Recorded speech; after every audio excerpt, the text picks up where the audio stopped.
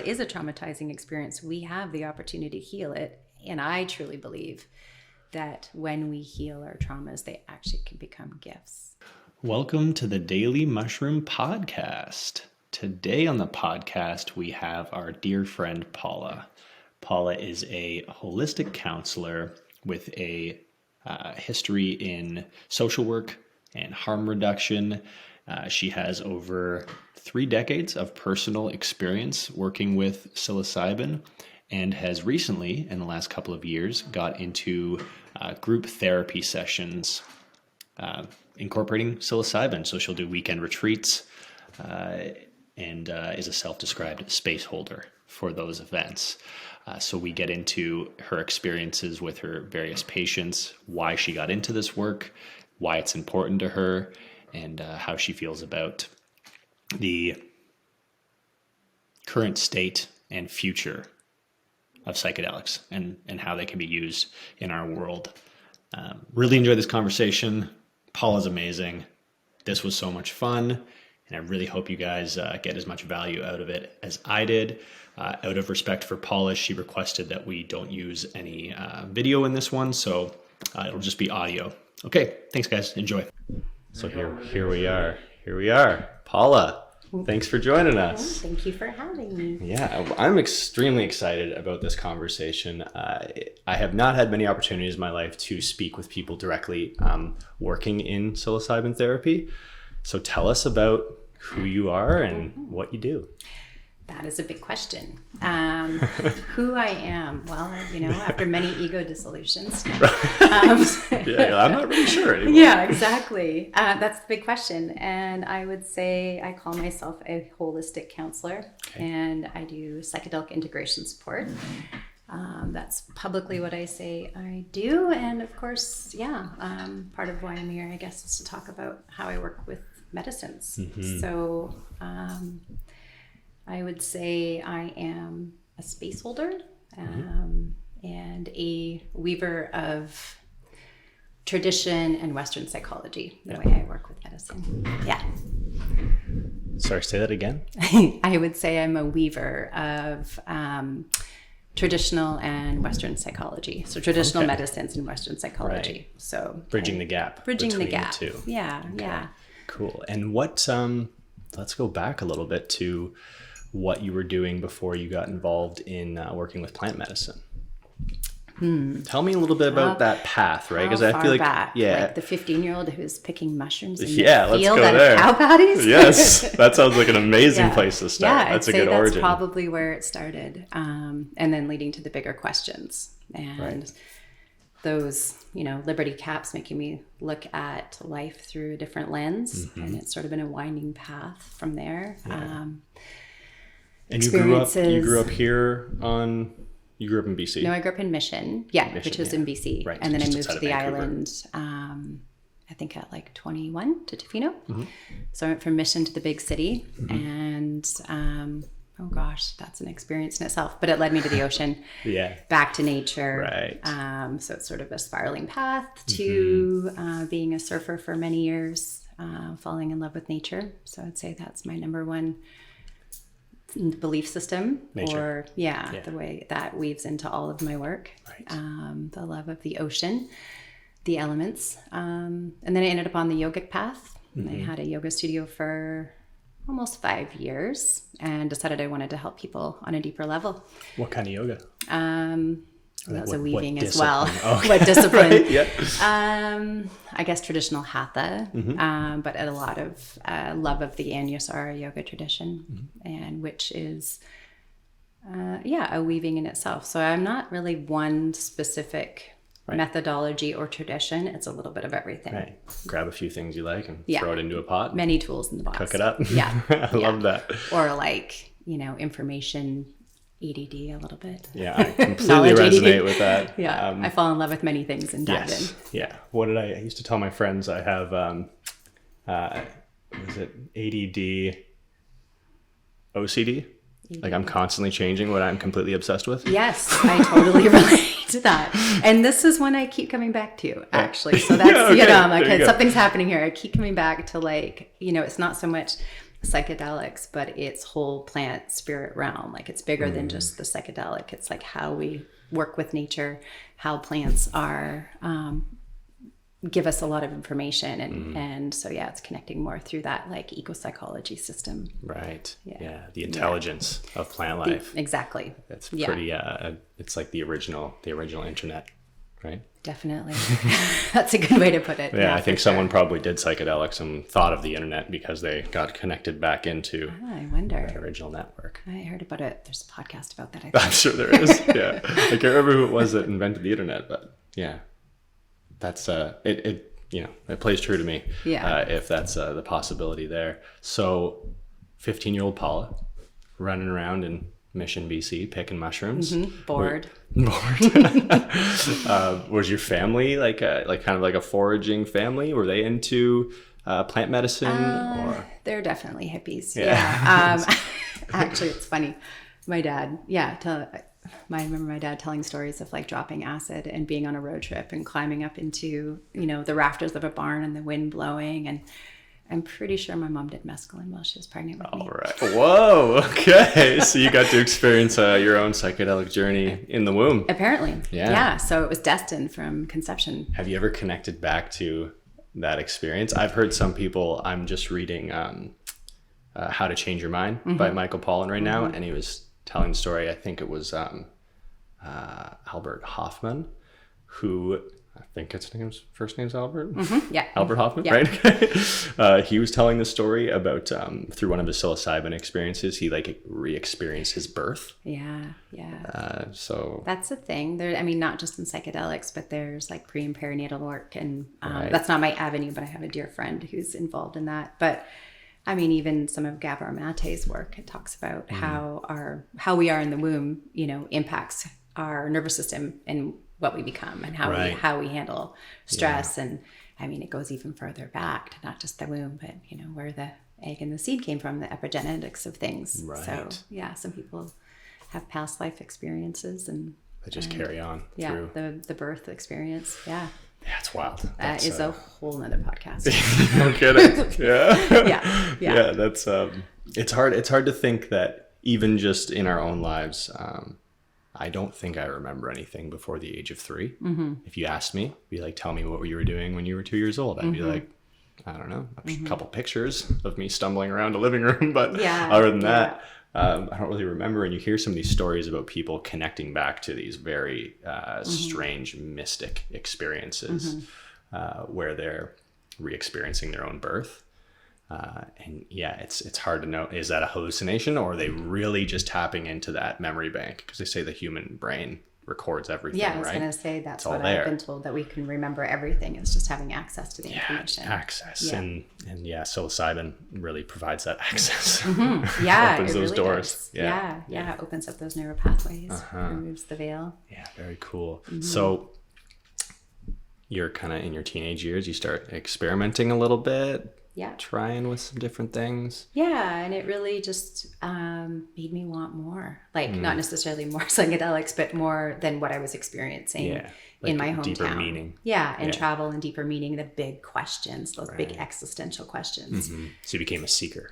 Definitely a seeker, and I was very sensitive, and I could pick up things and kind of feel what was going on for other people. And I remember being like 17 and crying just because I could feel the sadness in the world, and I was like, what do I do? What do I do? Right. And that was kind of some of how my choices, it wasn't like all easy and pretty from there. There was lots of exploring shadow and whatnot. But yeah, I eventually left my hometown, went to the city.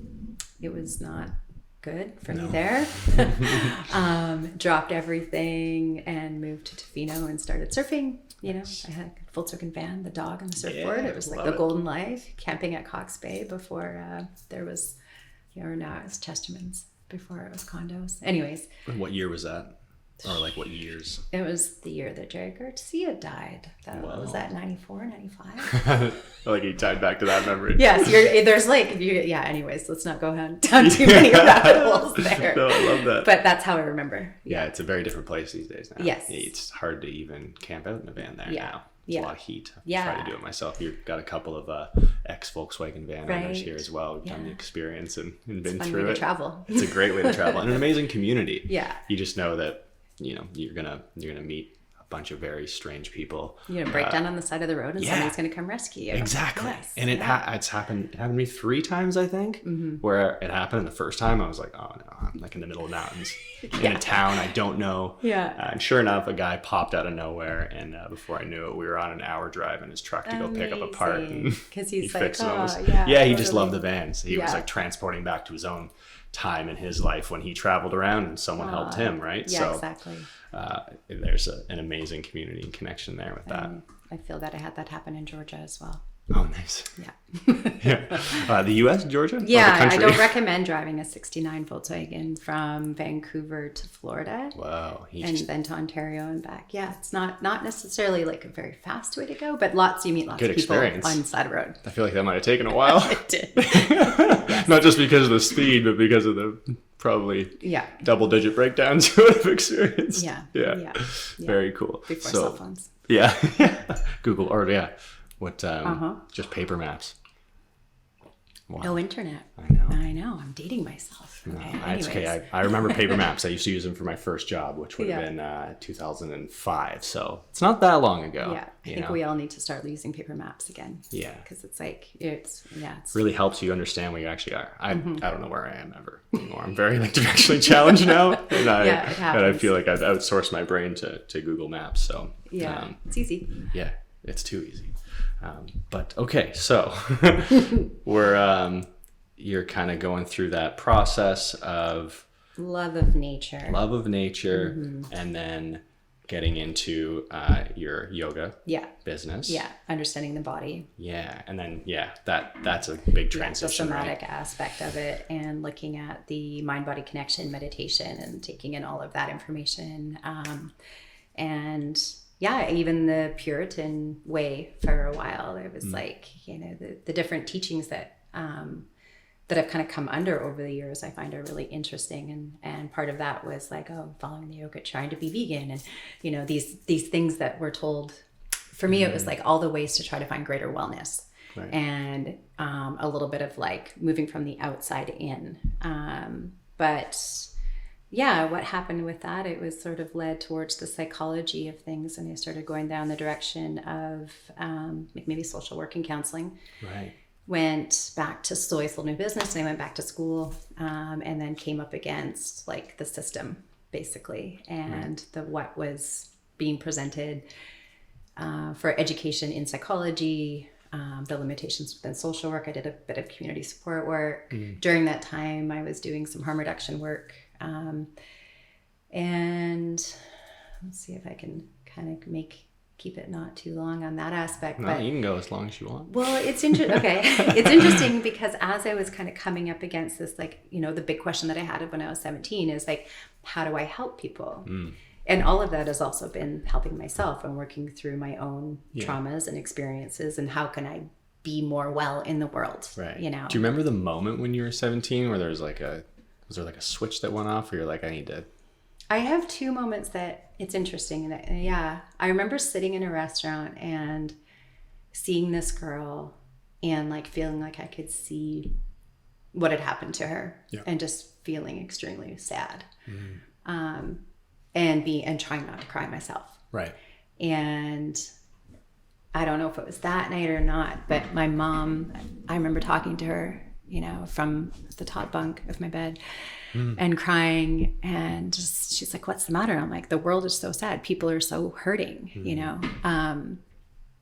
and I tried to numb that. So I smoked a lot of pot, at that point I was drinking alcohol, and I, was trying psychedelics. So it was all just, a 17-year-old in, the Lower Fraser Valley. Trying to work it all out, figure it out. Exactly. So that was probably a moment, and I've kind of come back to that moment now that I've understand more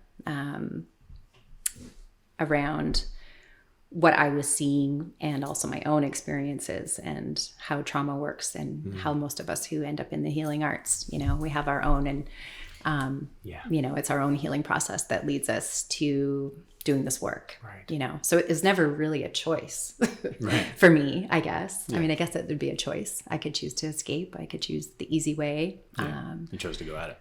And my winding, I did. I just kept coming back to it, you know? And when I was in school and I was like, there's no way I'm going to be able to help people. And I was getting sick too, trying to do community support work, emotionally and physically. And, Right.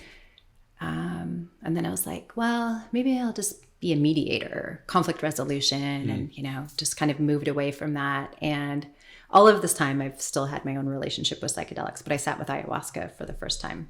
And then that was like game changer. Yeah. Where did you go for that? Did you travel for that, or? I have done both. I lucked into meeting one of the most amazing women. It was just spirit bringing us together, how we met. We met at a party. We got talking. She had just literally the day before moved to Victoria from basically living in the jungle for 9 years. Wow. And we happened to meet. In Peru? Yeah. Yeah. Yeah, she helped start a center down there. She and 2 other people started a center. I'm going to leave names out here. Respect that. Yeah, and I was able to sit with her and her best friend for the first time. And it at that point, I was really struggling with self-love and didn't really realize how much in order for me to help people, I had to do even more healing than what I thought I'd already done. Right. Because I didn't think I had any trauma. I had a perfect childhood. What are you talking about? Mother You know, my mom did ayahuasca. mescaline while she was pregnant with me, and my Right. Yeah. my dad. Oh yeah, there's more stories, but we'll leave those out too. Yeah. Yeah. I mean, trauma is very subjective, right? It is. Like yeah. you can think, oh, you know, especially if you're in social work and you're working with people who are like really suffering in that moment, we can all, I think, tend to like downplay our own trauma and be like, oh, but I grew up in, you know, I didn't get a good home and I have siblings that I still talk to and we support each other. And so then you can just think like, oh no, nothing bad happened to me. And then, you know, good, bad, it's just experiences that have happened that at the time were traumatic and formed who we are. And then, you know, going back and, you know, just sitting with those experiences is very therapeutic in itself to understand your relationship and how the programming has come kind of from those moments, right? Yeah, the core beliefs that we have based on our own coping mechanisms due to our situations. And it really is like subjective. You know, one worst thing, I had a friend say this a long time ago, well, one person's worst experience is equal to another person's worst experience, and they can be vastly different from the outside. Right. I believe that to a point, but it really actually, I mean, this kind of goes down all the conversation, all the aspects we can talk about trauma and psychedelics, but the resilience that a person has, and whether you can have an experience that is traumatic, and if you're able to process it, it doesn't become traumatizing. So it's what's stored in the body, and whether we're able to have it's generally in relationship with other. Most of our traumas happen in relationship to others. Right. So therefore, if you know, I don't know if you've read any of Peter Levine's work, but he talks about like he had a car accident and there was somebody there that was able to, in that moment, hold space for him and help him release all the fear and go through like what an animal, like they shake things off and whatnot. Whoa. So he had a very mother-like, I think she was a pediatrician. Anyways, it's the beginning of one of his books. And it wasn't a traumatic experience for him because he had the support in that moment to process what was happening. But it could have been in real time rather than, you know, a lot of times like first there's a lot of panic and a lot of stress and you're strapped down, or, you know, you don't have this ability to like process what's actually happening. Right. And that's why a lot of our trauma is from childhood, because we don't have the words to ask for what we need. It's just the first time you ever experienced something like that. You know, often we don't know something's wrong, but we have a feeling, right? You know, or you grow up in a certain way, it seems normal to you. You know, that's how the feelings come up, but we have no outlet to process those feelings. Therefore they get buried down somewhere. A traumatizing experience doesn't need to be a trauma. That's beautiful. Yeah. I like that. I know. It gives a lot of hope. And anything that is a traumatizing experience, we have the opportunity to heal it. And I truly believe that when we heal our traumas, they actually can become gifts, which is kind of how I ended up, why I'm doing what I'm doing, is through the healing of my own stuff. Yeah. These things keep coming forward that give me the ability to hold space for others. That is it's a gift. Right. Yeah. And so I'm kind of grateful for all the bad stuff. All your own little gifts that you've discovered now, those are tools that you can now use in helping other people. Because I guess you just get a little bit more, or stronger and wiser with every little one that you every new gift that you find. Yeah, for sure. And that's that's Gabriel-Mate. I think it says like, your struggles are just an opportunity for learning. So it's something that we can welcome. And there's this, I just am doing a training with him. And Compassionate Inquiry, yeah. Very cool. Him and a bunch of others. It's like he's got a lot of people on his team, but our struggles are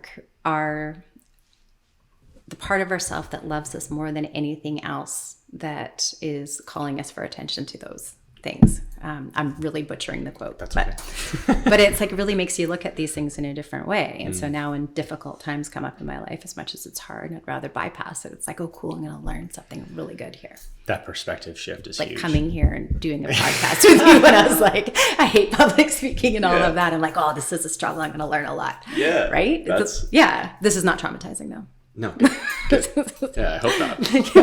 Yeah. That's not our intention. No, here. but it's doing some these things that are hard. Yeah, I agree completely. It's kind of like I was reading a book last year. It's called Rooted in Stoic Philosophy. The obstacle is the way. And the obstacle is the way. Right. Like move towards the things that are most uncomfortable. Yes. Because that's where the learning is, and that's also the job of a human being. Totally. Like it is like, that's what we're wired for. We're wired to get up every day and solve problems and meet challenges and overcome them. And then you just start the cycle again. Totally. And I think that's one of the things that psychedelics offer us, is an opportunity to be able to sit in discomfort. I mean, sometimes they're beautiful, euphoric experiences and they're just this amazing thing, but they're not always, you know, and they say like there's some people who say there's no such thing as a bad trip, that those are just our big learnings, right? You know, and a challenging trip. Yeah. But that's the people are like, they ask about ayahuasca and I'm like, yeah, I love it. And it's also really hard. You never really know what you're going to get, right? But it is an opportunity to learn how to be with those struggles and move through and meet them all the way through. Right. Yeah. Because the world's going to continue to throw us curveballs and stress, and to be able to like manage your stress response in the world too is an amazing tool to have. Huge. We need more of that. Yes, I know. It just keeps coming, especially in this day and age when we're so confused about what's happening in the world with this pandemic. Everybody's operating at a space of like higher stress. Even just talking with our friend here before, and you're supposed to have friends here this weekend, but they decided not to come. And I understand why people are doing that. And it's just like we're all kind of walking on eggshells a little bit, not really knowing how to navigate the situation.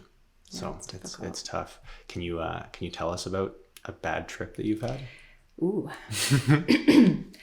Are too many coming to mind? No, but it's funny because I have a dear friend that I've known for 25 years that... I'll reframe that, a challenging trip.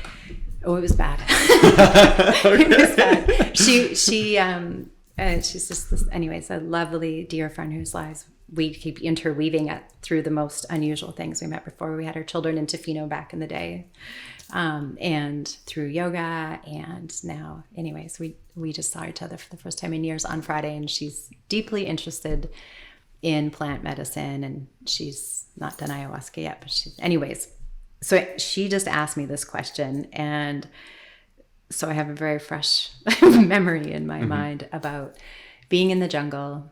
And this was ayahuasca, not psilocybin.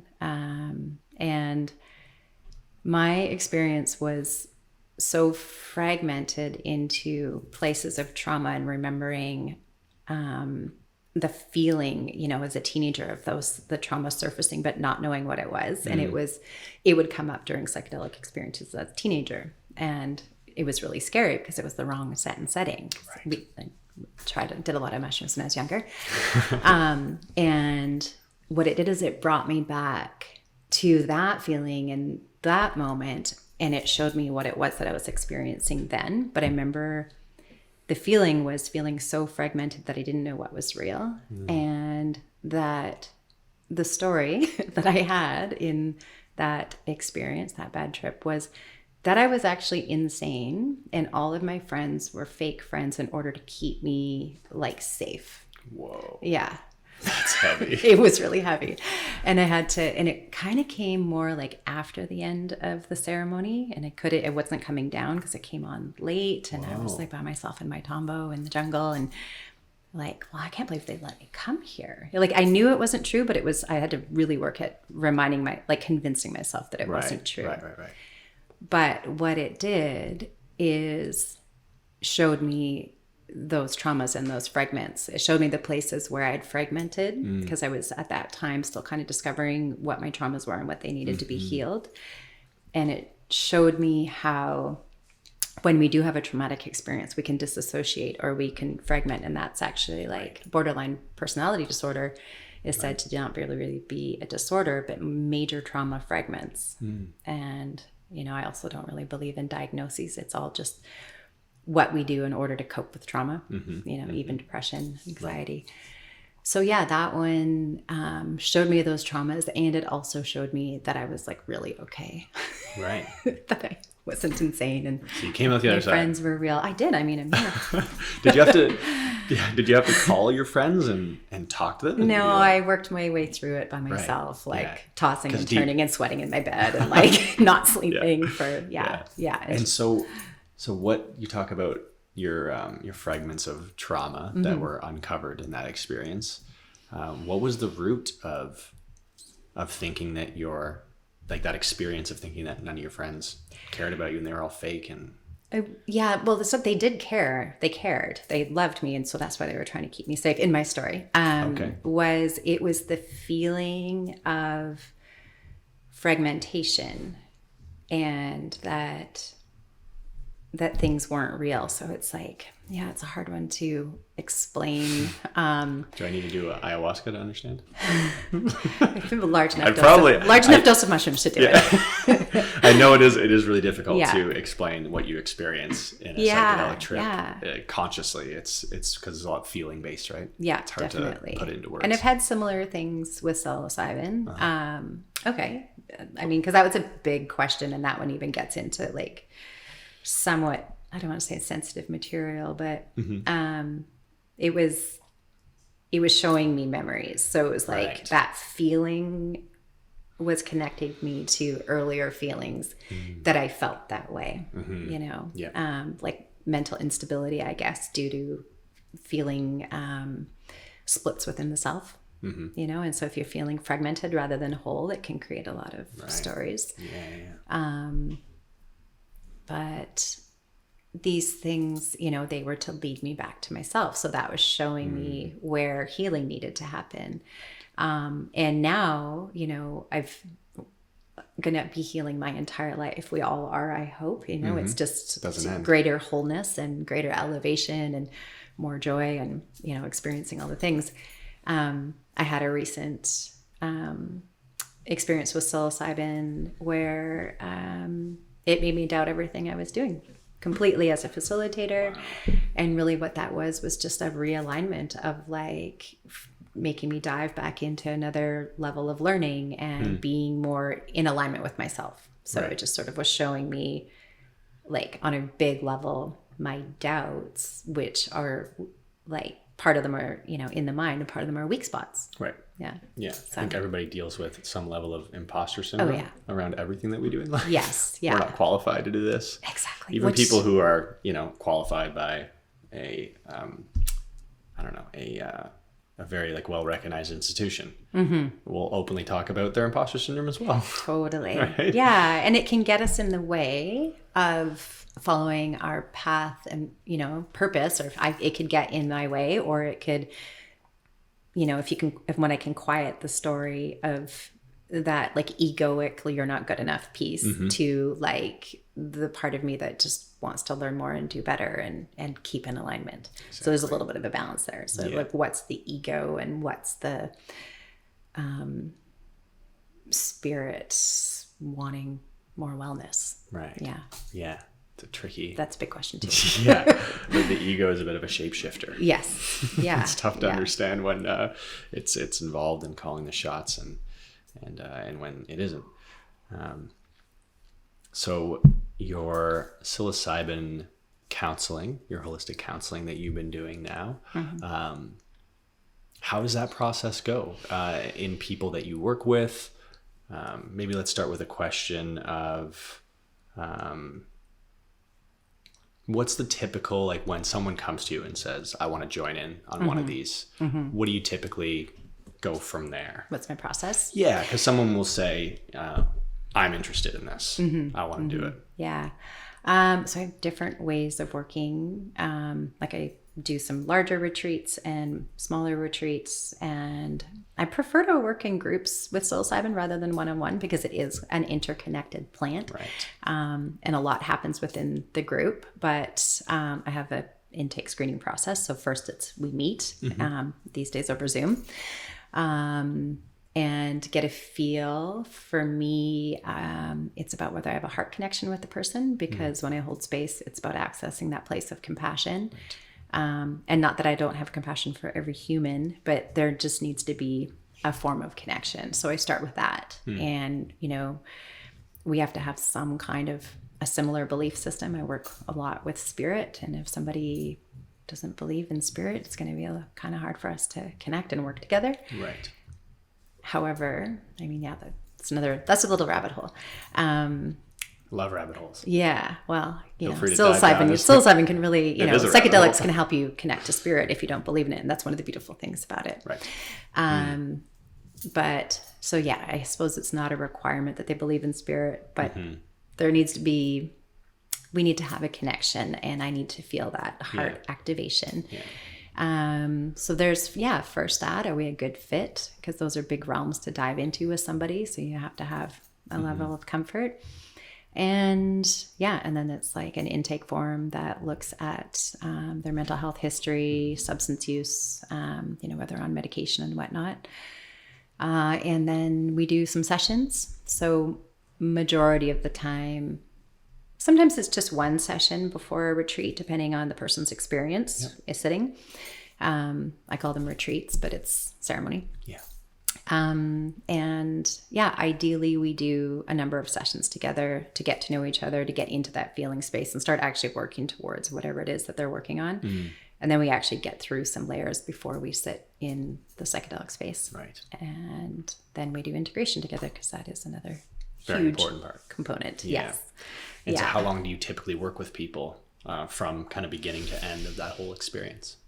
But I guess you develop a relationship with some people, and then they can just. Well, yeah, you know what? And I'm glad you say the word relationship, because that is initially what it is. We develop a relationship before we go into those realms. Right. I've never not talked to anybody again. And then, I've been it's a good sign. Facilitating myself for the past year. So that's not a huge gap, or huge time space, but there's still some form of relationship. And I have, some people who come back multiple times for retreats.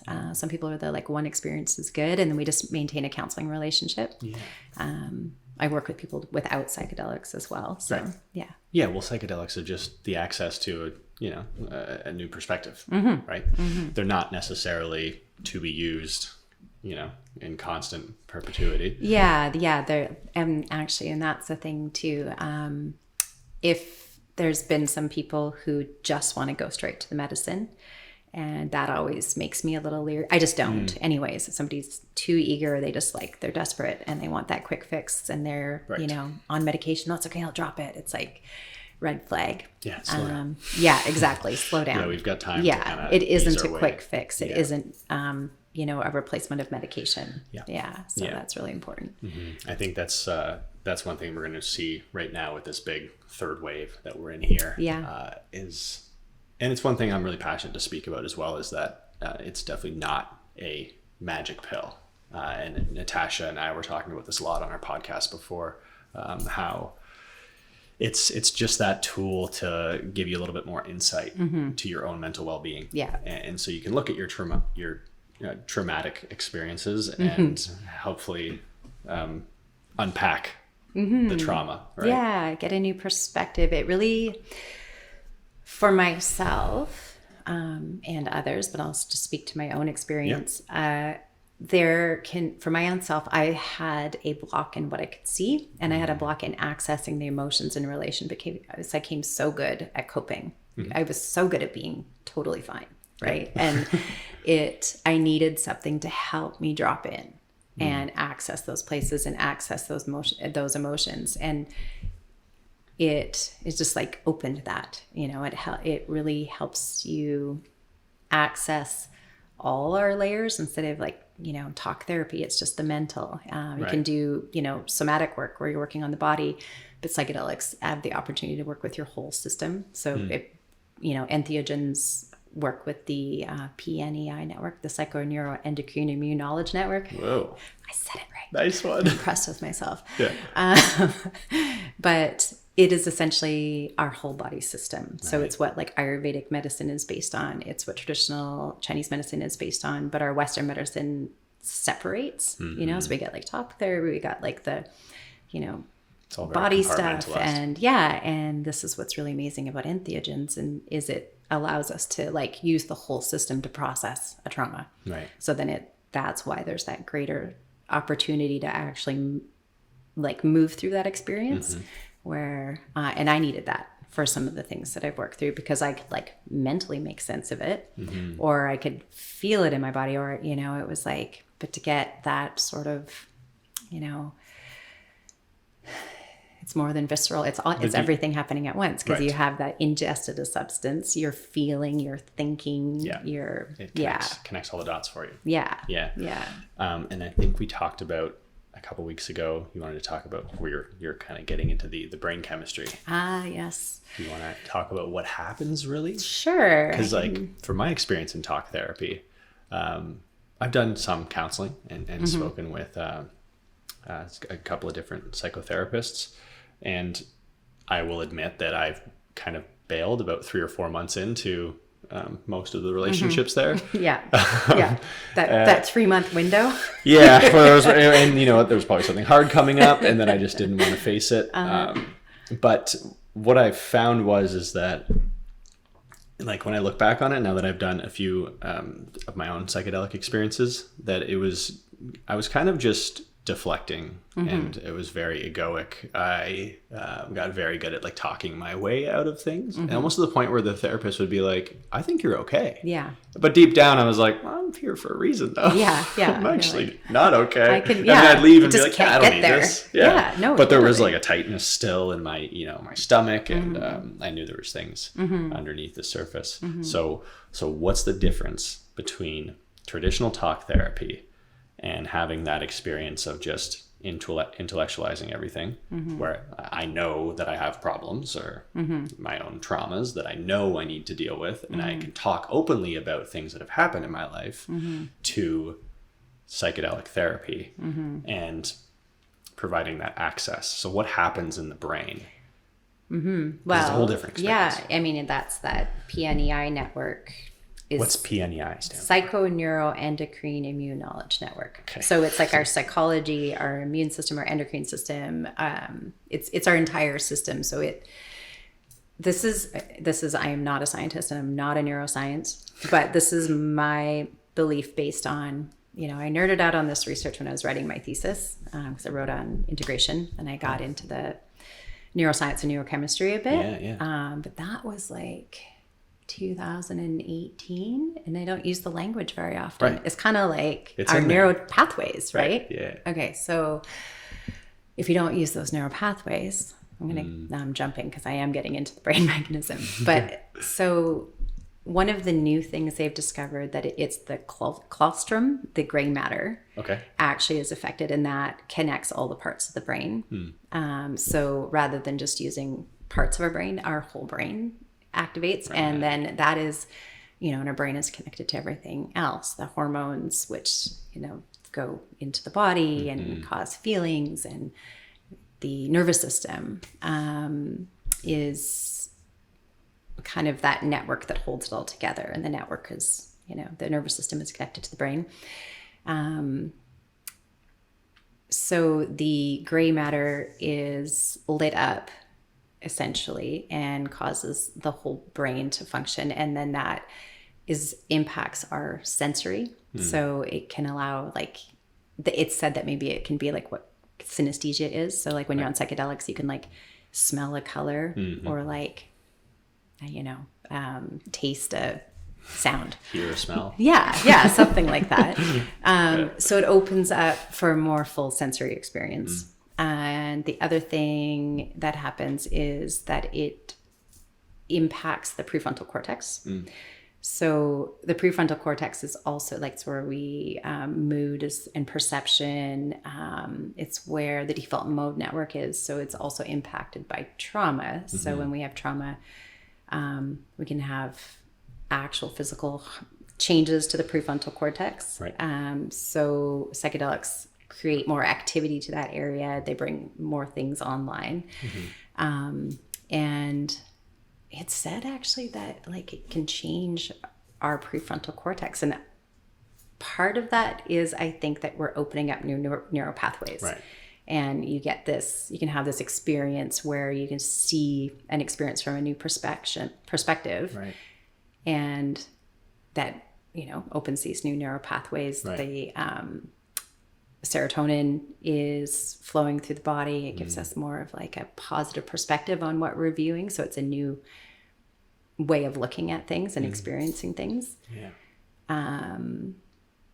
Yeah. It's like building bridges between the different. Yeah. Or like, you've got just like this little piece of your brain that you're using. And that's why psychedelics, they say that opens your mind. It actually just like turns your mind on. Right. So we're using more part of the mind. And then it shifts the way we perceive things. So the default mode network is where we get into like the rumination. Right. So, and depression. So you get like, just that Fixated mind on the past. loop of things. And it's interesting too, that's kind of like the main area of focus and study is the prefrontal cortex. And that's also the area that's impacted by trauma and addiction. And showing how that like heals that part of the brain. Right. And then it gets into the science that I don't know. Yeah. And then you need a PhD. Yes. Yeah. We've moved out exactly. of And I thought I was actually going to do that. I applied last year to do my PhD and I started 2 weeks in and then I didn't get the financing. And I was like, it saved me because, you're asking me these questions and I move into my mind sense of things and trying to understand the mechanisms of it. Really, it's more about like what actually happens. Right. So it's good to know the science of it. Yeah. But for me, it's the experience. my brain has been my escape place. And then that moves away from the feeling place. So kind of trying to understand what's happening versus just feeling what's happening. Right. Yeah. So now I'm grateful That's I'm not the doing side it that you're because working on. You're not in the lab. and I was going to. I wanted to get into research, I thought, but it was actually keeping me out of my own body and my own experience. It's kind of like a safe place to go. It's just so analytical. It's so analytical. Yes. Yeah. And that's another part of the brain that the prefrontal cortex is our analyzing part. Right.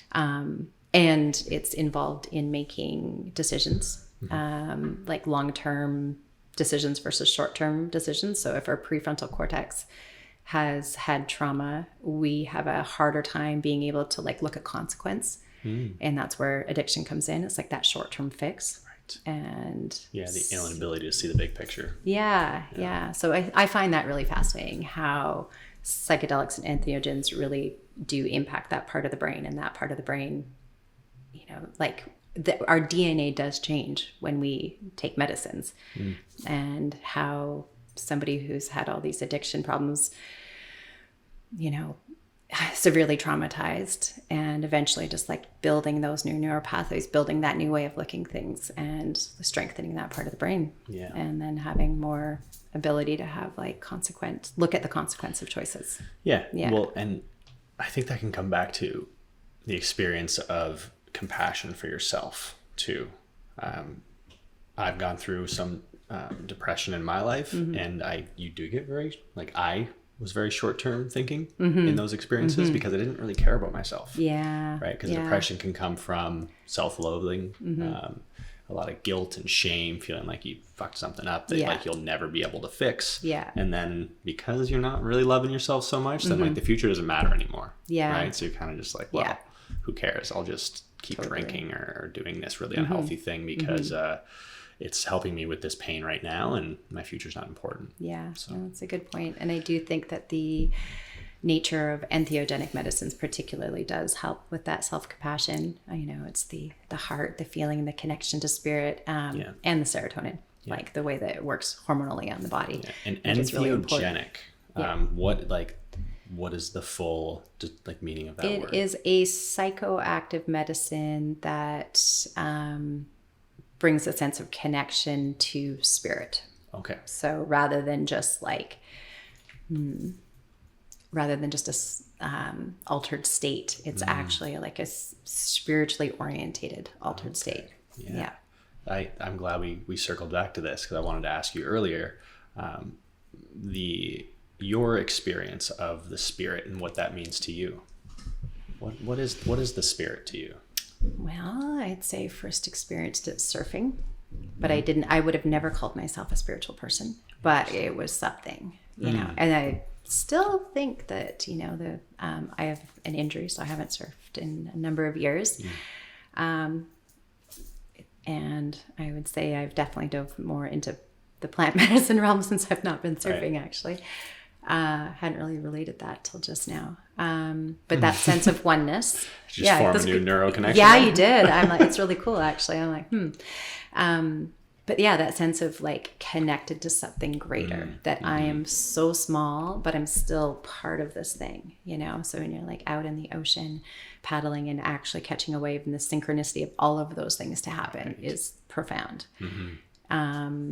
And then, and just being in nature to me has connected me, that same feeling. I actually, I had a really, really good LSD experience when I was like 21 in Bamfield in the middle of nowhere with a girlfriend. And we literally, the trail was really muddy. We got naked, we covered ourselves in mud, and we like put our backpacks on and spent the entire day on the beach. And it was so deeply spiritual. Yeah. And so what is spirit? That's the big question. Not what is spirit, but like, it's not one of those subjective things. Right? Yeah. Or maybe it's not. Maybe it's something that like we can all connect to, and there is a unified spirit. Yeah, I think there is. I do. I think there is something, there's many spirits, and that's the beautiful thing about plant medicines, the mycelium, the ayahuasca, San Pedro, peyote, they're all spirits, and not all, they don't need to be psychoactive to have spirit. I think every plant, everything has spirit. Right. And then there's this other greater something. And I used to ask all the time what it was, and now I'm stopped asking because it gets me in my head, and to spend more time connecting to it. Feeling it. Yeah. And I found it through connection to my own body and yoga. Love for my son, it's just these inexplicable things that kind of take away from the experience when I try to figure it out. Right. Yeah. Oh, that's another beautiful way to put it. You don't need to figure things out all the time. Yeah. And that's where, when I was like going the PhD route to like just actually doing more of what I'm doing. Yeah. And I'm really, really happy to just be in the experience of things. I'm a very heady person. Oh, me too. Totally. I have some great friends that are deep down their yoga practice path. And one thing they always say to me, they're like, come on, get back in the shala, get out of your head and into your body. Yeah. And when I do, totally, it always helps me. Well, our body is part of spirit, right? So it is an avenue for it. And that's actually, I didn't believe in spirit until yoga through my body. I mean, even with the ocean, I didn't, at that moment, wouldn't have called it anything. I just knew what it felt really good. Yeah. Have you heard of the book Stealing Fire by Stephen Kotler? No. You just reminded me of something there, just with your surfing story. He had Lyme disease, and he was struggling with that for many years. And I think he got to the point where it was so bad that he was about ready to give up and go the assisted suicide route, because he just couldn't move without any pain. He was like on his couch for 22 hours a day. Wow. And his friends pulled him out to go surfing one day, and he was like, "Are you crazy? Like, I can barely move." And they just like got him out. They got him in the water, And as soon as he was out there, because he had surfed a lot growing up, but he hadn't done it for several years, and he tapped back into that muscle memory flow state. Amazing. Yeah, and he stood up on a wave, and he said, I think he had like a 1 or 2 hour session out there from going from like laying down for 23 hours, and then it took so much out of him that it almost killed him. Wow, but what a good way to go. Right. Yeah. But the crazy thing is that I think he was out for about 3 weeks, and then as soon as he had like a little bit more energy again, he went back surfing. Amazing. And he healed himself through flow state. Yeah.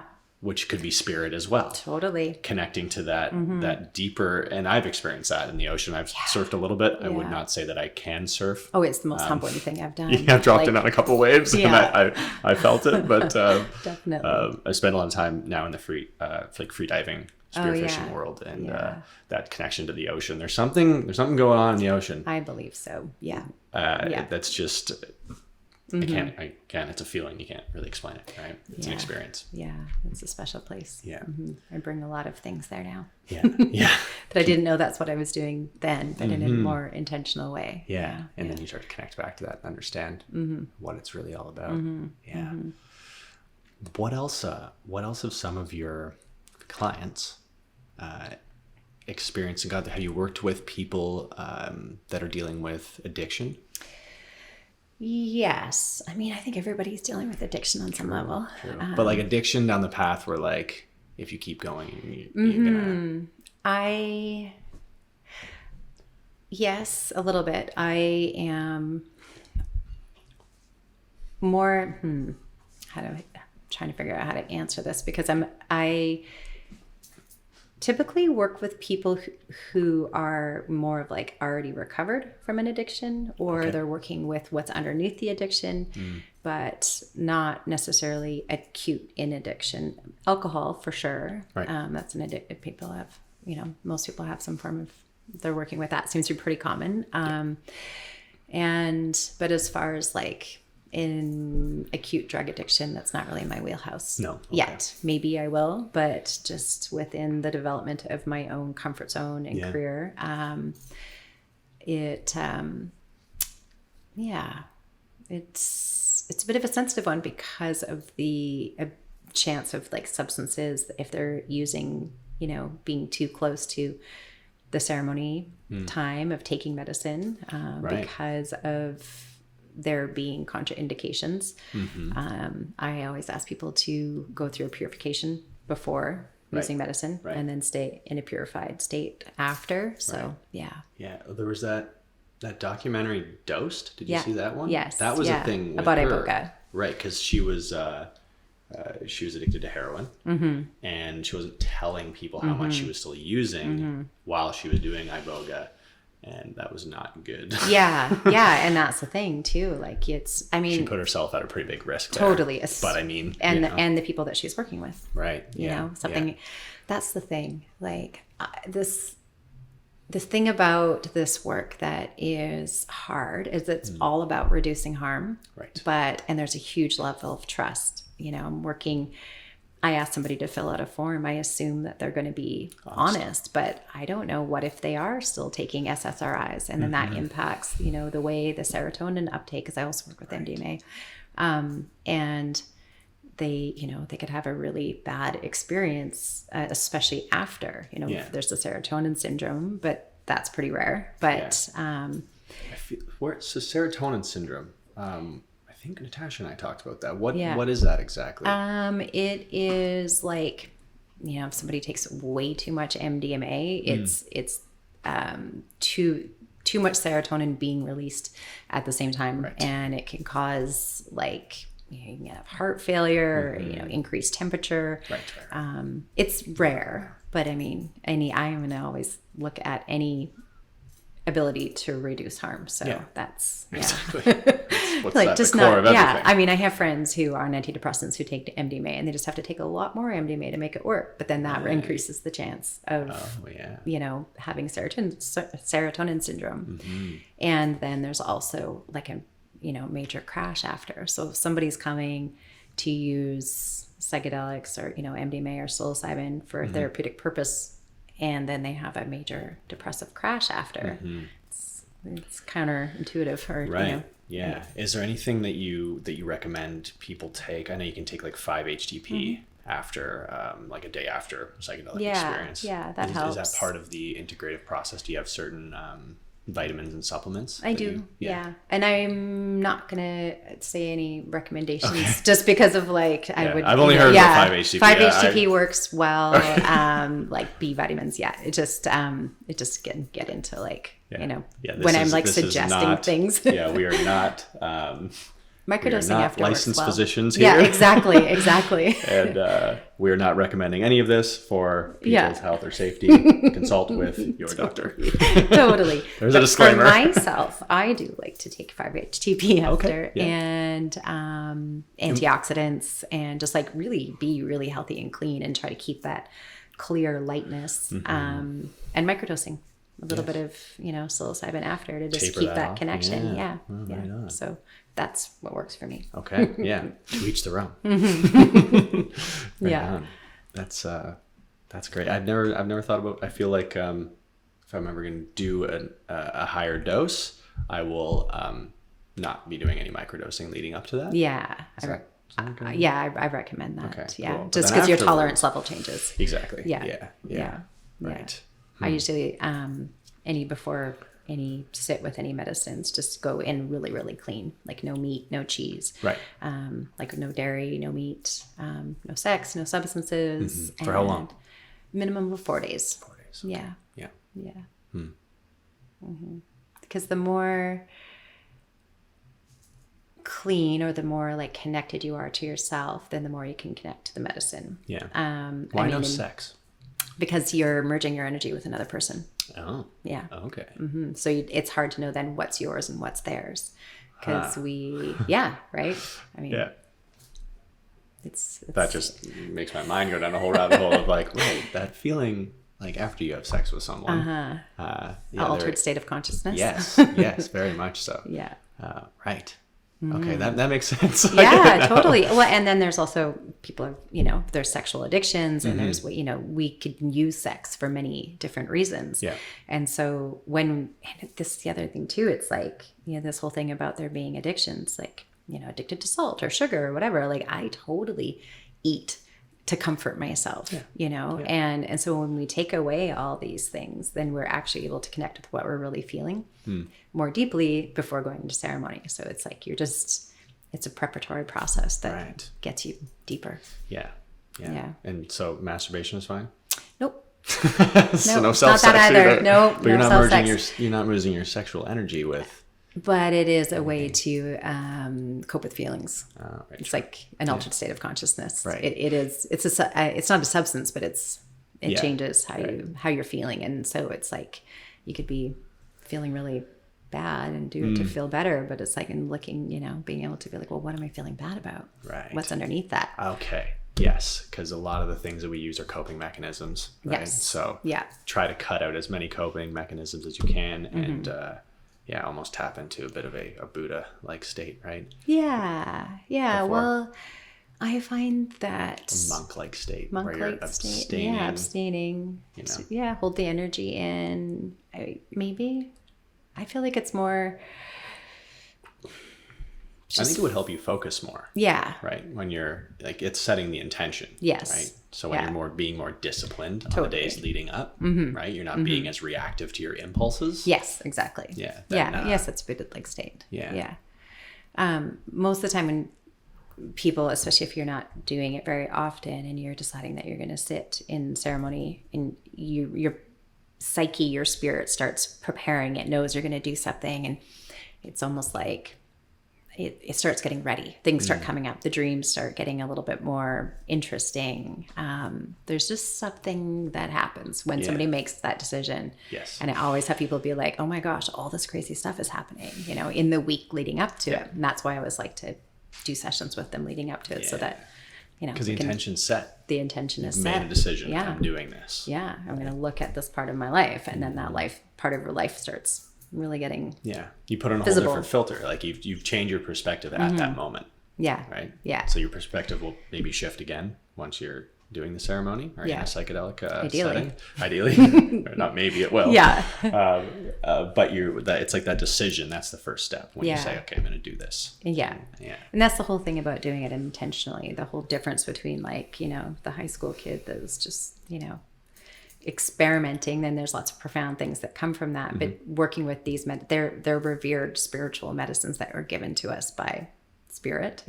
And there's many lineages that have worked with them for years. We think we're discovering them, but we're not. They've been used as medicines for, I'm not a historian, but thousands of years in a spiritual context. Right. And I think we're just starting to come around to see that, that it's a renaissance. Yes. Yeah. Yeah. This isn't something new that we're doing here. Yeah, exactly. It's new to us, maybe. Yeah. New to a lot of people. Yeah. Yeah. Yeah. And it's good to respect the origins and where it all came from and understand why humans started using it in the first place, or why animals started using it in the first place. And why is it a renaissance now? That I think is really interesting. I'm super fascinated by what's going on in the world right now. And and I don't think it's just the bubble that I live in, but like yoga got really big and spirituality and people are becoming more aware. And now it's this like psychedelic renaissance and we're going through this major transition of paradigm of existence and as humans. And so it's like, there's something greater at work to be like, here, open your mind. There maybe is a new way of living. Right.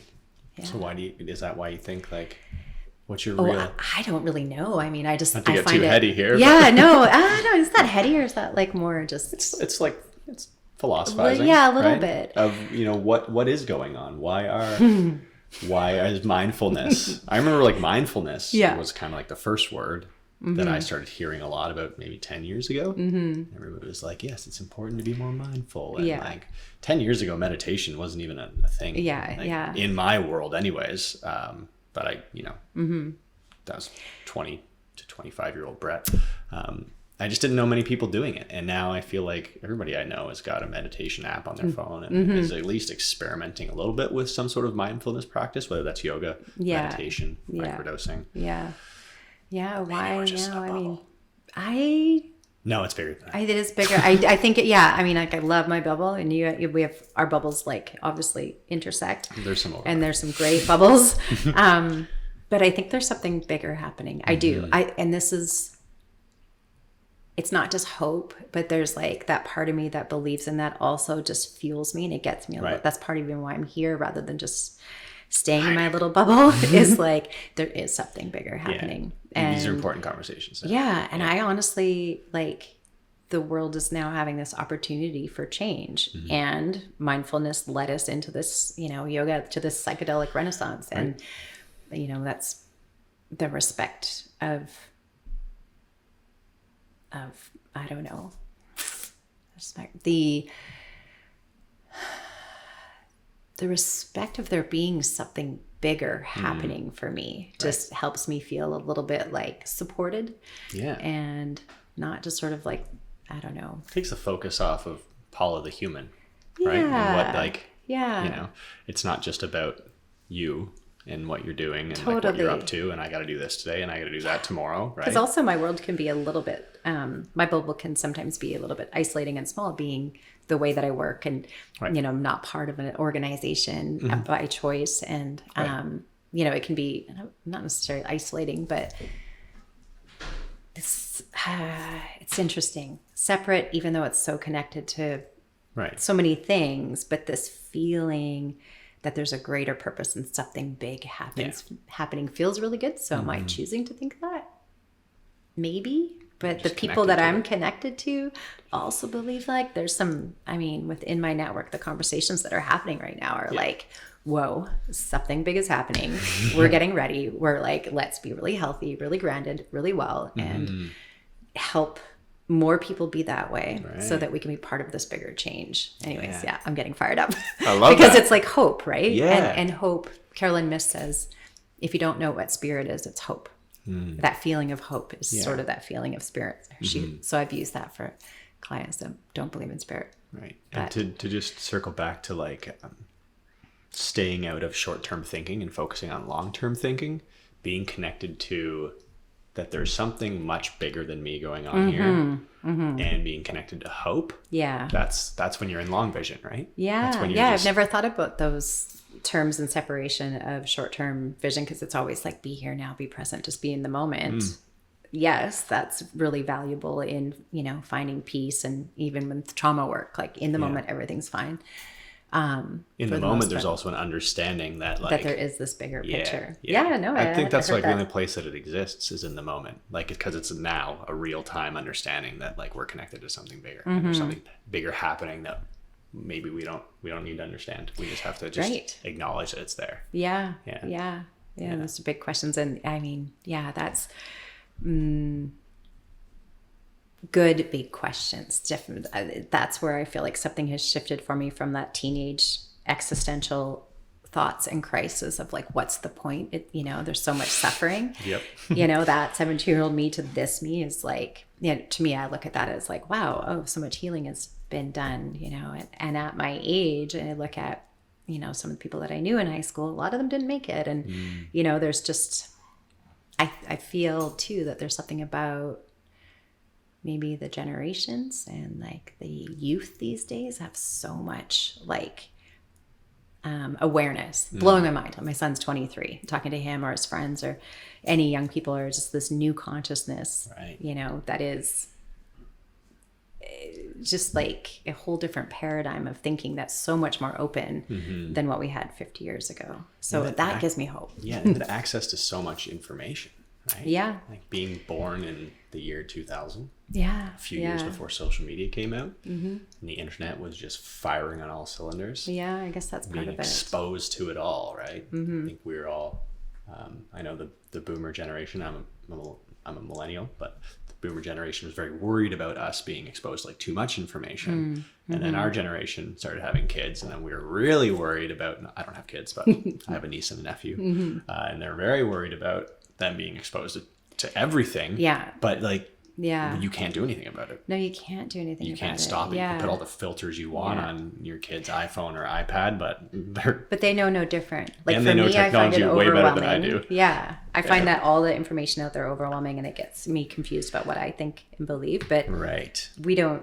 those children, that's all they know. Exactly. So they're just, they're organizing it and filtering it in their own way. Yeah. Crazy. It is, it is. That's a big thought. Yeah. I can't wait to have conversations like this with my niece and nephew when they're ready to have those, which will be very soon. They're 6 and 8, and imagine some of the stuff things they that say. they're gonna know when they're 16. Everything. They'll be exposed to it all in one way or another, which is a crazy concept. Yeah. So the integration process. What's that like? Well, to go back to how the brain mechanisms work, and a psychedelic experience opens up new neural pathways. Yeah. And just like any road or any path, if you don't use it, it grows over. So essentially you have this experience and you open up this pathway, and you want to find ways to keep that new pathway open. When, it's not that we want to close pathways, but there might be a way of thinking that wasn't serving, especially in regards to addiction, that we want to shift away from. So I kind of see it as that, like keeping that pathway open. So it could be a new belief that you want to solidify, things like mantra work, you get this new concept of yourself, and then it's like integrating that into your world through saying that or writing about it. And there's many, many different ways to integrate different process. But just like really carve some deep grooves in the path. Just to like oversimplify it. Exactly. But you don't want to just like go and have this experience and then you walk away without. It's like integration is a way to bring that experience into your life. So it wasn't just this one-off thing. It's like, how do I take that? And one of the my teachers is like, bringing sacred into the everyday. So for me, ritual is really important. So all of my medicine experiences, even when it's MDMA, that's not a plant medicine, but it's still ritual. And bringing ritual into daily life. We don't need to have ritual just with ceremony. It can be a simple thing that we do every day. one of the things that I usually recommend is choose one simple thing every day, you know, and whether it's a habit or, and sacredness, finding, you know, like make things special. So you have this like amazing mind opening, heart opening experience, like weave it in somehow, you know, through flowers, through, I don't know. Whatever feels right to whatever person. It is based on the thing. And sometimes we can have a really challenging experience. So it's like having support within that and getting a better understanding of what that is, and you know, connection, support. Right. You know? Yeah, because there's both sides of the integration, right? Yeah. It's like I wouldn't use the word de-integration, but if you had a challenging or bad experience, you still need support to get back into your daily routine.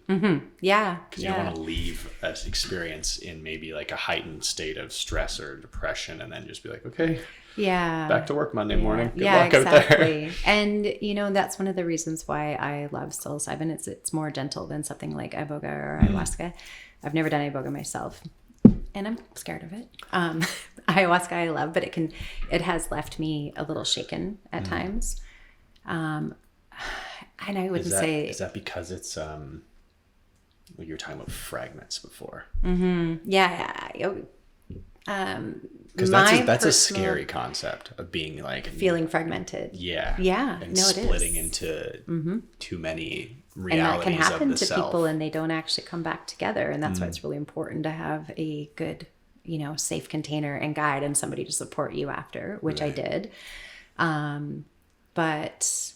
my experience, the difference between ayahuasca and psilocybin is ayahuasca can really quite target the trauma, and it can be really fast, and it can be really intense, and dosage is huge, and support. Where my experience with psilocybin and also witnessing with others is it just kind of like wraps around it, it holds it, and will maybe just like wiggle it a little bit so pieces come out, and you can like it's your shown the effects, the feelings, without just like this target to it, you know. The sledgehammer effect. And some other psychedelics. Like exactly.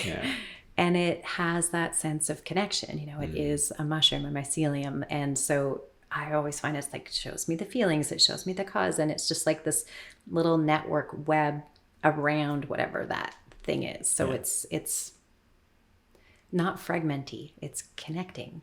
Right. It connects me to the pieces. And I've not had, I've had challenging experiences, but I've never had a big fragmenty feeling, you know, definitely that self-doubt where it's sort of like bouncing back and forth. But these are my experiences, and I've, Everybody has different. And I've witnessed some participants where it kind of feels like they're kind of going there, but then I just come and support them and ground them and bring them back into their body, and you know, that's the like in that moment you do. In that moment, what does that look like? Because I've had someone just was having a difficult experience, and my girlfriend just like held my hand, and that's like all I needed. And then I had another same trip.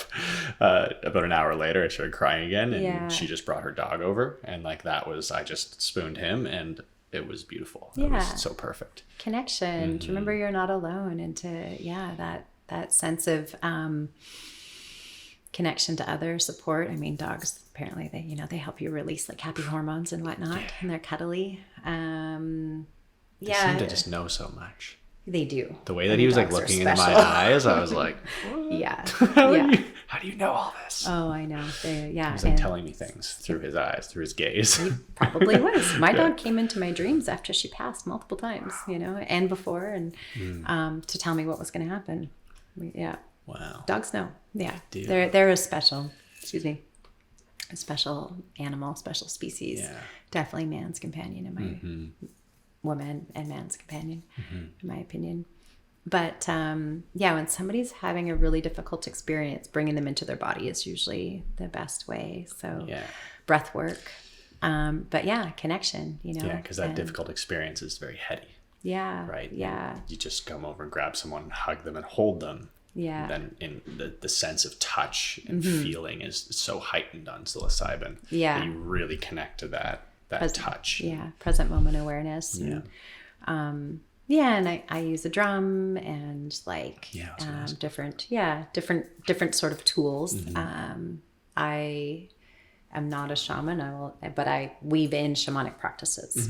I just call myself a space holder or facilitator or whatever. But those do come through from different lineages, either indigenous and some through the Shipibo. But I do find touch, holding somebody's feet and getting them to breathe, like it's just that simple human connection. Right. Sometimes there's like an energy around that needs to be moved, and sometimes it's like to stay with the difficulty too. It can be so quick to bring somebody out of what's seemingly a negative experience, to stop the crying, but actually the crying is what needs to happen. So you just sit with them and let it happen. Yeah. To be with the emotion and out of the head is the key. Yeah. Because it's like when the mind starts going, and that's the spiraling kind of fragmenty sort of stuff. Right. Yeah. You can get a little too far removed from just experiencing it in the moment. Yeah. Yeah, I've had it where I was just crying for 20 minutes, but I didn't know what it was about. And I was trying not to think about it. I was just letting it happen. You don't need But it was to like know. Ugly sobbing. Yeah. It's Deep, beautiful. deep I know the whole sobbing. quote, ugly cry, is so beautiful. Like when I agree. I had a retreat. You didn't see me though. Yeah, no, that's why we do it in the dark a lot of the time. It was like a chorus of crying. I was like, oh, this is so beautiful. Oh, wow. Just like one was crying and the other was crying. It was this like deep movement of emotion. And it's like letting everybody be with that. It was And connect with each other. Yeah. Right. And, each person's letting go of their own grief and sorrow for different reasons. And we're doing it in connection with other, not alone. Yeah. It was really beautiful experience. This just made me think of something as well. So now we're flipping back to the integration, preparation side, preparation side, integration after. So preparation before, with these group ceremonies, does everybody get to know each other a little bit? They do. They know each other very well by the end. I'm sure they do. But we work with confidentiality, so you're not supposed to say who's there. Right. But I mean, this last larger retreat that I did in the Kootenays, it's really, a lot of them have become friends. Yeah, amazing. And I do curate somewhat, a group.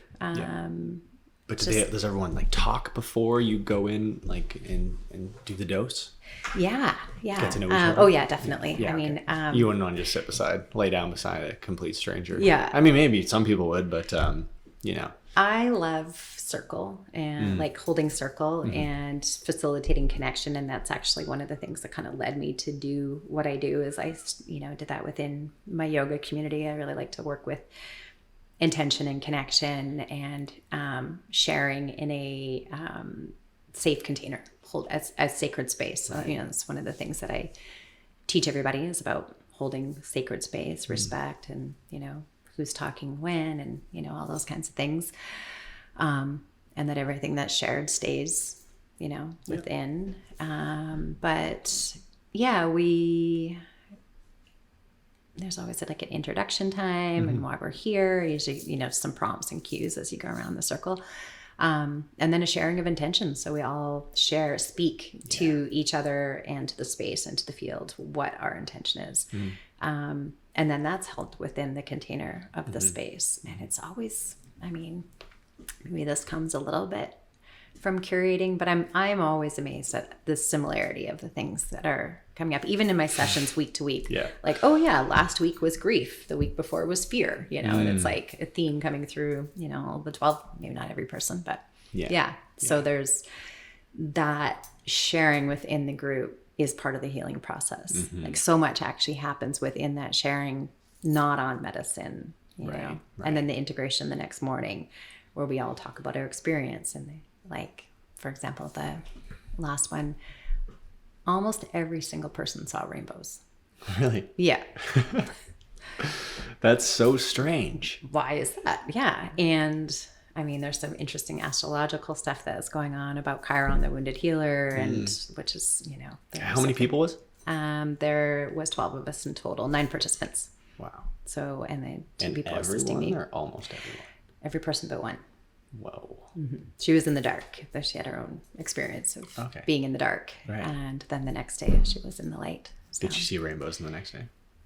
I don't remember actually. She might have. Yeah. She was just, it was a completely just, that polarity shift of experience of like the dark ceremony and the light ceremony. Right. And so did everybody like write down? Or was it like one person was like, I saw rainbows, and the other person was like, me too, me too, me too? Well, we went around the circle in the sharing. Okay. On the microphone. And so, yeah, it wasn't like popcorn style, because that's just also how I like to work it, so that everybody has their space, so that people who don't normally speak end up speaking. And yeah, it just makes you think about the collective consciousness, right? What's going on in that? What is going on? It was like, whoa, actually, it was really, really, and interesting. When you say there's a theme, sometimes it's grief, fear, whatever that can be. It also makes me wonder too of just these people. There's a very the saying of like, you'll know when to do a psychedelic experience, like you'll just know when it's right for you, right? And so it kind of comes to a point where you just, you cross the line of being like, I don't really think this is for me, to just like, I'm gonna go and do this. Yeah. And then those people all collecting and coming together at the same time, like, are they being pulled through that collective consciousness to come and meet and grieve together? I think there's something about that for sure. Yeah. From what I'm witnessing. And I mean, to get into the like heady bit of it, like the collective consciousness is us, and we are the collective consciousness. Which direction does it go? I mean, it's sort of like I have no idea. I think it's both, right? It makes me think of the like sacred geometry where the spiraling out and back into the self. And that's why I think it's really important for us to be doing this work, so that we're impacting the collective consciousness in a positive way. And like, how do we make change in the world? We do it through ourselves first, so the more I can mend my own heart and mind and make better choices in life, the more well I am, the better choices I make, like the part of, when you're depressed and you don't care and you, eat or drink things that are bad for you and make poor choices, is making you feel worse. And then the way that you're moving in the world is also, not as positive or not as helpful. That's such a cool thought or concept of like protecting the collective consciousness, something bigger than yourself. Like that could be your spirit, right? And thinking that like, I want to be putting good vibes into the collective consciousness because that does help other people. Totally. I mean, before I could love myself, like on the journey of self-love, which is truly a thing. And one day I was like, oh my God, I actually love myself. But I loved others so much that I would make good choices because I wanted to help. Do you know what I mean? It wasn't for me, whether it was like showing up as a better yoga teacher, and, the part of me that wanted towards like, community support work. The love of myself probably didn't come through honestly, like truly, till like maybe 2 years ago. Wow. Yeah, and I'm 47. And I made a intention, I think it was like on my 40th year, to love myself. And it was like, didn't know it was going to be the journey battle. It was. Yeah, exactly. And, but it has definitely changed the way that I walk in the world and the choices I make. And, it was... I think that was the first thing I asked ayahuasca when I sat, was how can I love my people more? How can I be more loving towards the people in my life? And the answer I got was, you need to love yourself. I was like, oh yeah, that again, Yeah, I know. And essentially, I mean, that's what I feel like it all really boils down to. Like all the questions, all the anything is like, how do we love ourselves more? Can we be more in walking through the world and ourselves in a place of love for self? And then, that just ripples out. Right. Yeah. So I guess when you have that like deep sense of love for yourself, you no longer worry about yourself as much. It's like a deeper trust. Ryan and I talked about this a lot, right? Like getting to a deeper sense of trust in who you are and what you stand for. Then you're able to, it's almost like then you want to push it out. Yeah. Right? Yeah. It becomes less about you at that point. It does. You're like, I'm good. I'm fine. Yeah. I mean, obviously things come up and it's not always perfect. You know, this relationship with self, it's got its bumps, but constant conflict. Yeah. Just to be coming into that place of right relationship with myself has been, it's a gift that I had experienced bits of, and I think that's really, really what, the people that I work with, majority of the people that I work with, that's what it's about. Right. I've had some people, it's the majority of most people's conflict is, The conflict with the self. Yeah. Yeah. Yeah. Not loving of the self, as far as people that I work with on a, like more therapeutic level. Some people come to me for the psychedelic. I've had some people come for psychedelic experiences that are, older and lived this life and just never tried anything like that. And they wanted to connect to that piece. It's a whole, few of those. Yeah. Kind of... Were they dealing with like an end of life, like diagnosis, or they were just... One woman, she's in her early 60s. Husband passed years before, children grown, and she wanted to get to know another part of herself. And she had never experienced anything, and is a deeply spiritual person. And she, her friend had tried it, who had also not done anything like that. Being able to guide somebody through their first psychedelic experience is pretty cool. Yeah. Okay. But yeah, she knew there was something missing and there was something more. And she connected to like many ancestors that had passed and got to grieve all these relationships that she wasn't able to access. And yeah, I don't know if she'll ever do medicine again. It just 2 nights and completely opened something up. And she's a changed woman. We still work together. Wow. Just integrating all the things that she learned. And it was like, it was very cool to witness. Yeah. Now she has the rest of her life to just like explore all those doors that have been opened. Many doors. Yeah. Yes. That's so cool. Yeah. That's such a cool journey to be able to like, now I get to, kind of like walk through all these new pathways that I didn't even know were available to me. Yeah. There's another woman who, she's around my age and had never even smoked pot. And she is also a very deeply spiritual person. And she's just like, I just want to remove the veil. And it was just like, it became like mind blowing. Oh my God. She's like, I just got plugged in and I truly know. And also, moved through grief but just like, it's also very cool to see people who are in a really, really good place, and I've like done all this work. And it wasn't about trauma healing. It was actually just about like opening up the mind, leveling up, mind expansion. Right. And then, what that person's going to bring into the world with those new insights from a really, really wild place. And I just feel like a lot of the conversation was, we talk about trauma and all the healing and that like complete open, Right. Just being torn wide open. Bigger picture. Yeah. Exploring what's in there. Yeah. So. Very cool. Well, this has been an amazing conversation. It feels like we could go off on many rabbit holes, but it feels like a good, moment to kind of tie in. Well, let's leave it at that. Yeah. Thank you so much for joining us today. I would love to work with you at some point. Thank you. Yeah. That'd be amazing. Of course, I'd love that. Okay. Our minds already connect, there's the heart connection. Here we go. Yeah. That's it for now. Yeah. Thank you so much for having me. Yeah. Thanks, Paula. Yeah. Okay. Okay. Bye.